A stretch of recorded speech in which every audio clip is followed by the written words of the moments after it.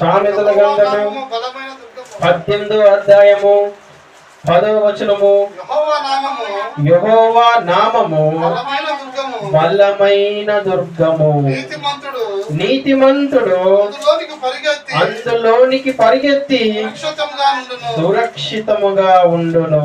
హల్లెలూయా. ఎవరు పరిగెత్తుతారంట? నీతిమంతుడు పరిగెత్తుతాడంట. హల్లెలూయా. ఎక్కడికి పరిగెత్తుతాడు? సంఘముకి పరిగెత్తుతాడు. ఎక్కడికి పరిగెత్తుతాడండి? దేవుడు ఎక్కడ ఉంటాడు? ఎక్కడ ఇద్దరు ముగ్గురు కూడి ఉంటారో వారి మధ్యలో నేను ఉంటానని సెలవిచ్చాడు దేవుడు. నువ్వు ఒక్కదానివే ఇంట్లో ఉంటేనంటే దేవుడు నీ దగ్గర ఉంటాడా? సంఘములో ఉంటాడు. ఒకదాని ఉన్నా ఉంటాడు. కానీ దేవుడు మొత్తానికి నీ దగ్గర ఉండాలంటే ఎక్కడ ఇద్దరు ముగ్గురు కూడి ఉంటారో అక్కడ ఏమైతే దేవుడి గురించి మాట్లాడుతాడో దేవుడు చెవి పెట్టి వింటా ఉంటాడంట. హల్లెలూయా. అందుకే దేవుని వాక్యము అంటుంది 18వ అధ్యాయంలో 10వ వచనంలో ఏమంటుంది అంటుంది? వాచనం చూద్దామా? యెహోవా నామము బలమైన దుర్గము. హల్లెలూయా. యెహోవా నామమే బలమైన దుర్గము. ఏమండి? దాన్ని మించిన బలము ఎవరి దగ్గర కూడా ఇంతవరకు లేదు. మనం ఆహారం తింటేనే మనకు బలం ఉంటది. ఆహారం 3 రోజులు తినకుండా ఉన్నాం అనుకోండి, ఎంత మనం విర్రవీగినా కూడా ఆ టైంకి మళ్ళా మనము నార్మల్ గా అయిపోవాల్సిందే. అదే భోజనం చేసామనుకోండి 10 కిలోమీటర్లు నడవగలుగుతాం. అదే భోజనం లేకపోతేనంటే 1 కిలోమీటర్ కూడా మనము నడవలేము.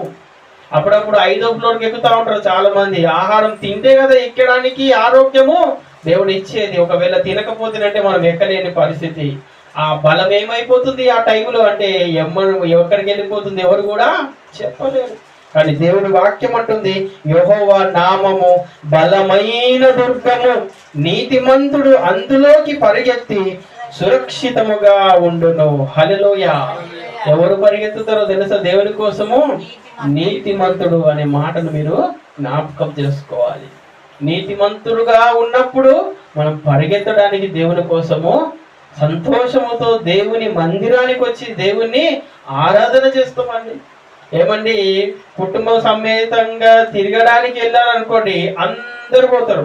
పార్కు పోయిండు అనుకోండి, ఇంట్లో ఎంతమంది ఉన్నారు? తండ్రి ఉన్నాడు, తల్లి ఉంది, 2 పిల్లలు ఉంటే 2 పిల్లలు, తల్లి, తండ్రి. ఎంతమంది అయ్యారు ఇప్పుడు? ఆ 4 కూడా పార్కులకు తిరగడానికి పోతారు, షికారుకు తిరగడానికి పోతారు. మరి సంఘానికి ఒక్కడొస్తే కుటుంబానికి మహా గొప్ప.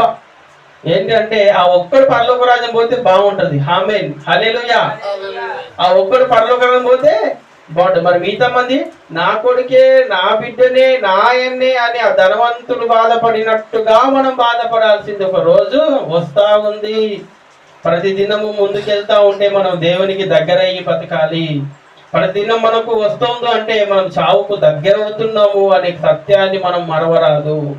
ప్రతి బర్త్డే చేసుకుంటున్నాం అంటే ఒక బర్త్డే చేసుకున్న తర్వాత ఇంకొక బర్త్డే చావుకి రెడీ అవుతా ఉన్నాం. ఆ సత్యాన్ని మనం తెలుసుకొని నీతిమంతుడిగా మనం బ్రతికి సురక్షితముగా మనం ఈ భూమి పైన జీవించాలి. హల్లెలూయా. సురక్షితంగా జీవించాలంటే ఏ నాయకుడు ఎవరు కూడా మనకు సహాయం చేయరు. కానీ బలమైనంతుడైన దేవుడు బలహీనుడుగా లేకుండా నిత్యము ఆయన బలము చూయించుకుంటూ మనల్ని కాపాడుతూ వస్తున్నాడు అనే ఆలోచన కలిగి మనము ఉండాలి.